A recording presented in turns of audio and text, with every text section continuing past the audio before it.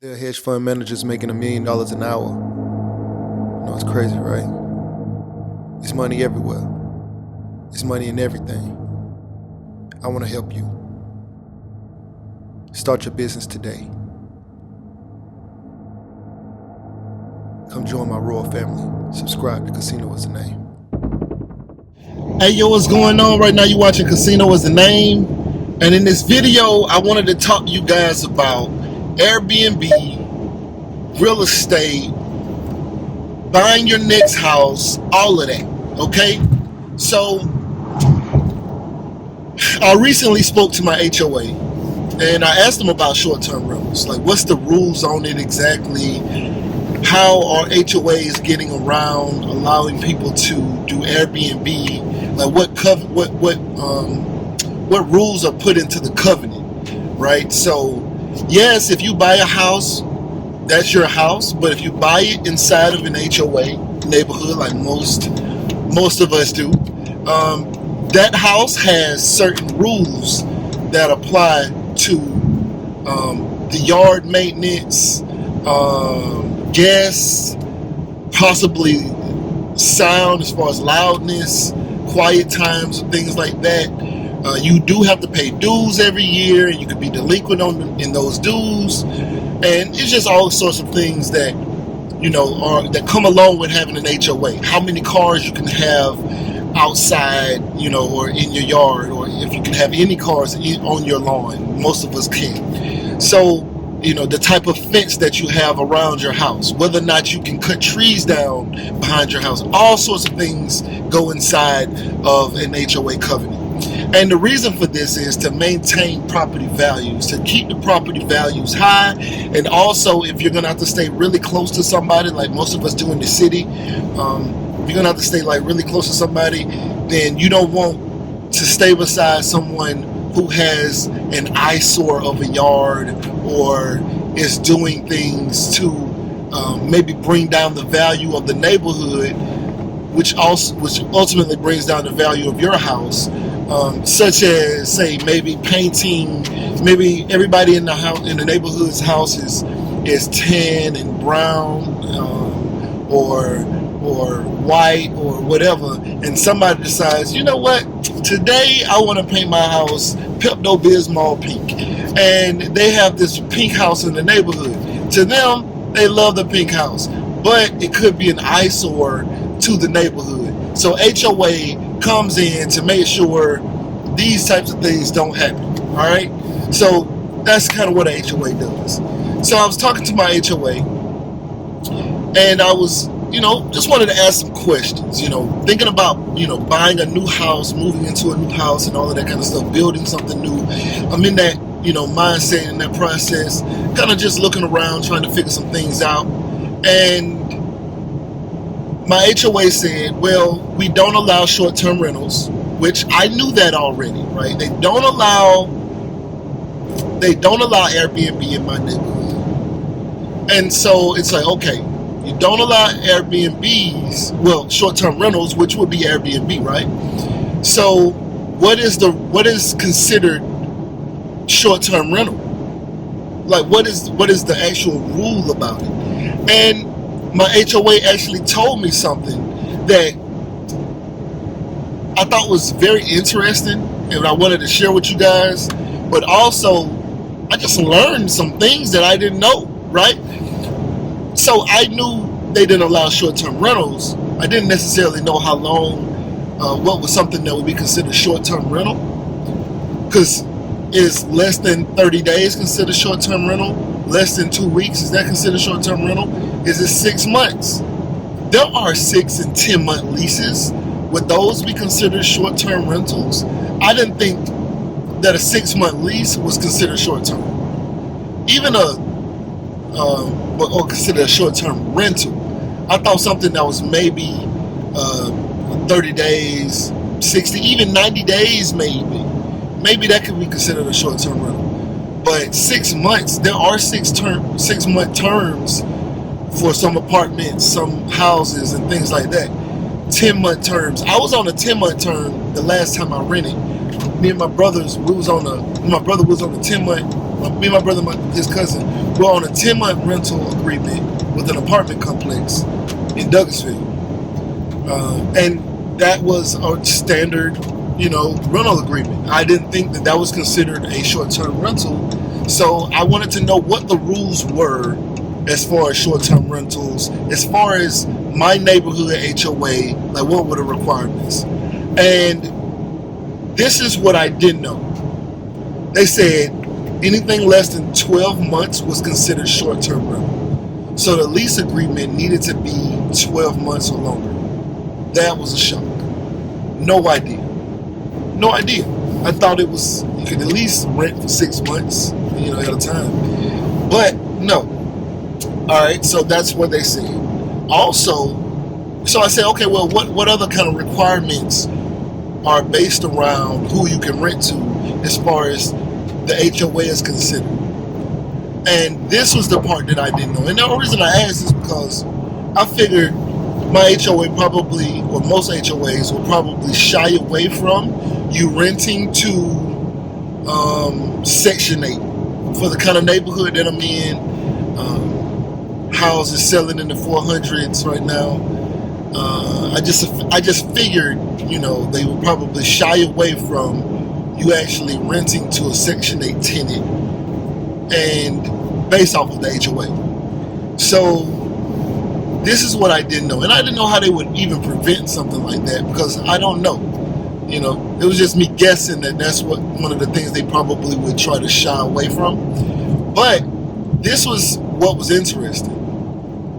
The lady said that you have to submit your potential tenants that you wanted to bring on to the HOA, to the board of the HOA.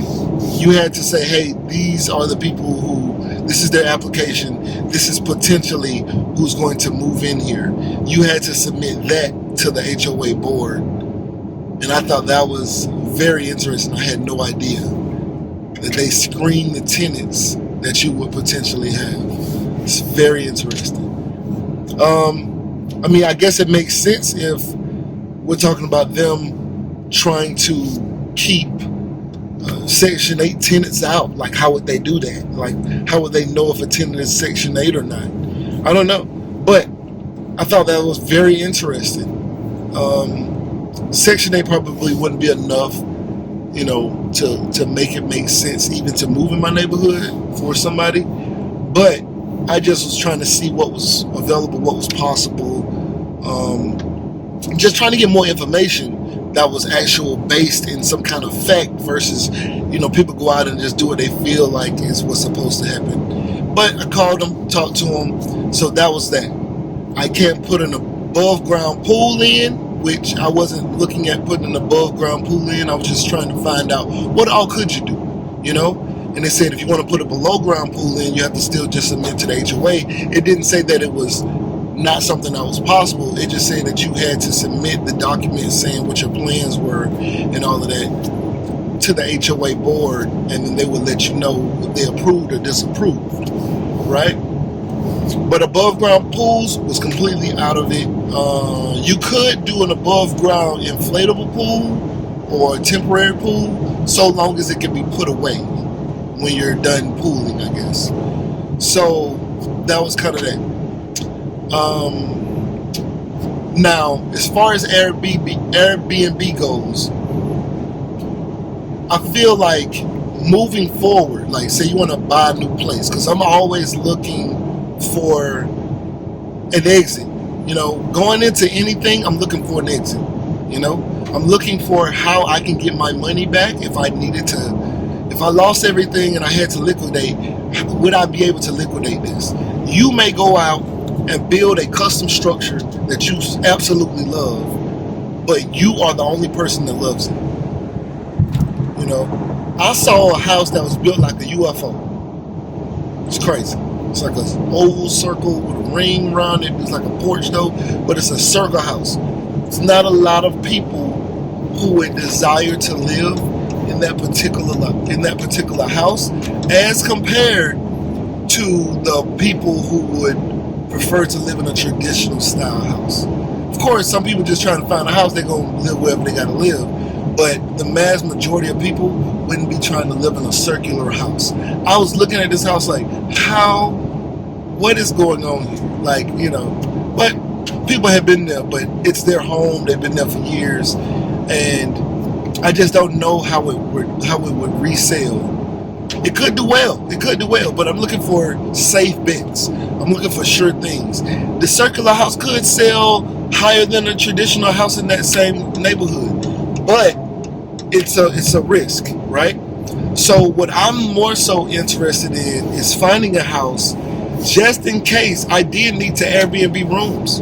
Just knowing that I'm not supposed to Airbnb rooms at my house, it's like, I want that ability to be able to Airbnb rooms if I want to do that.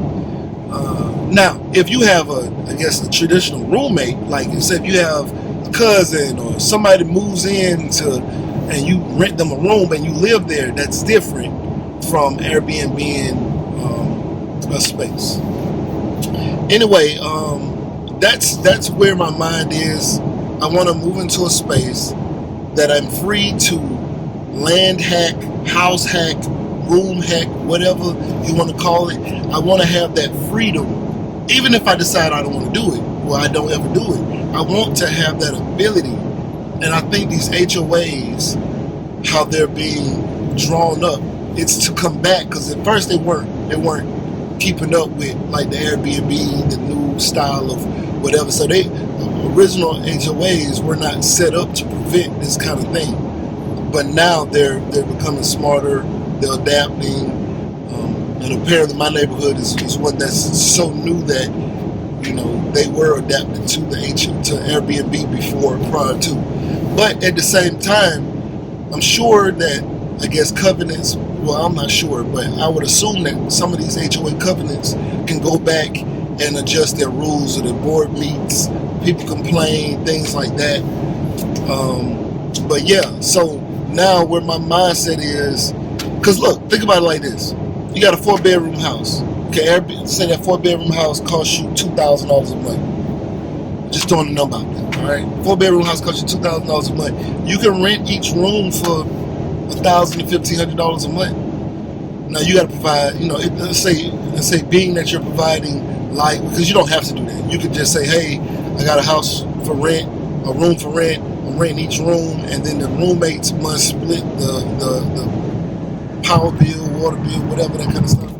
So you could just do it that way, but in a clean, well, I ain't gonna say in a clean way, but you could just say, okay, I'm gonna keep a room, I'm gonna stay in a room, I got 3 more rooms, I'm gonna rent each room for $1,000.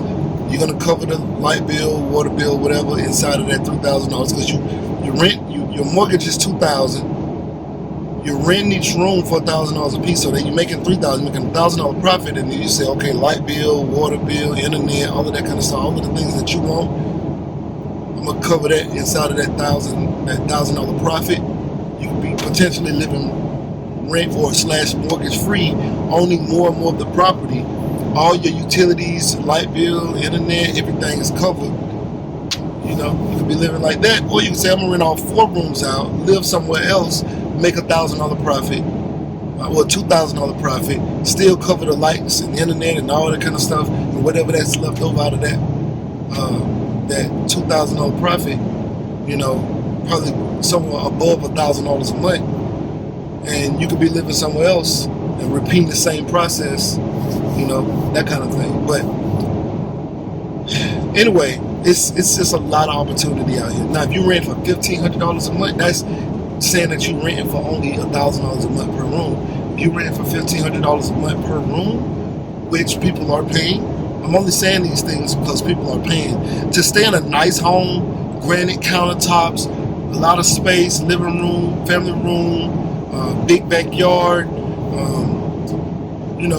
beautiful construction, all of that, man. You can easily rent $1,500 a room, and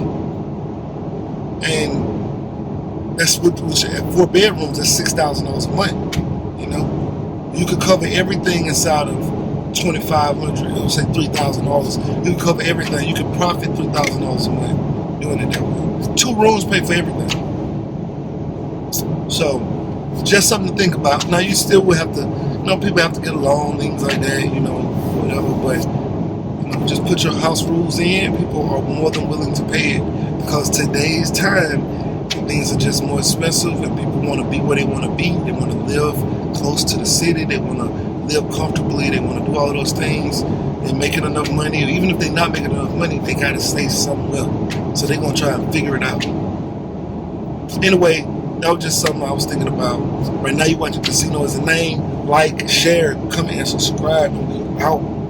Hey, yo, what's going on? Right now, you're watching Casino Is a Name, and if you wanted to know how I started my trucking business, I have an ebook called Big Shot, Hot Shot Volume 1, Own Your Trucking Authority. It's a great book, 5-star reviews. The link will be in the description below. Go get that. Yeah. Beat me up, Scotty. Me and her together, we just count it up. Money on my mind, I can't get enough. Don't play with my money, you don't want no beef. Cause I come from the bottom, I come from the street. When she first saw me, she said, who is that? When a man saw me, he called me a threat. I'm the one that really live with a rap. They ain't never did it, they ain't really trap.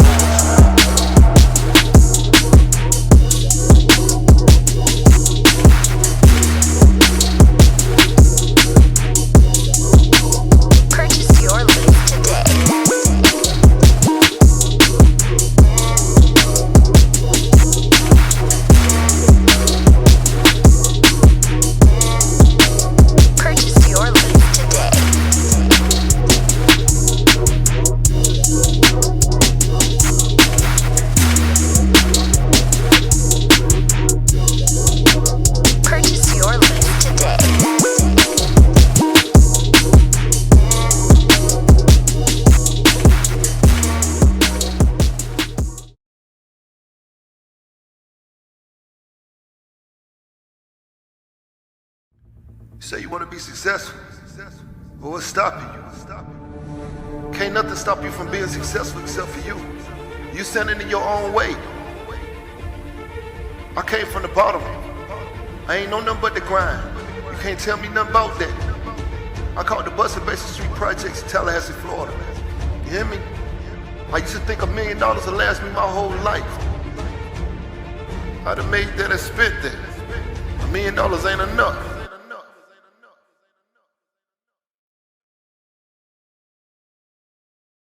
There are hedge fund managers making $1 million an hour. You know, it's crazy, right? It's money everywhere. It's money in everything. I want to help you. Start your business today. Come join my royal family. Subscribe to Casino Is a Name.